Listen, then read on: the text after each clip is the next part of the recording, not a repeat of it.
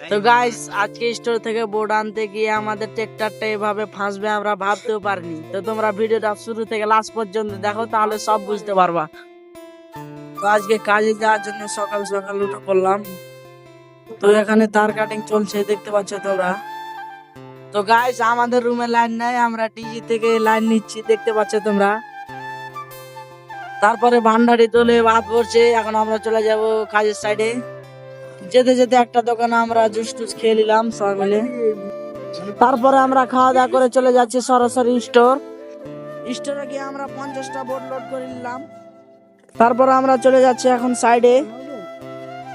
যেতে যেতে আমাদের গাড়িটা এখানে ফেঁসে গিয়েছে, আমরা এখানে চাকাতে ওয়েট লাগিয়ে দিয়েছি। এখন আরেকটা ট্রেক্টর এসে গাড়িটা টানবে। তো ফাইনালি আমাদের আরেকটা ট্রেক্টর চলে এসেছে, এখানে গাড়িটা আমাদেরকে টেনে উঠিয়ে দিল। আর গাইস এটা আমার 50 দিন চ্যালেঞ্জের 12 নম্বর ব্লগ, সবাই সাপোর্ট করো।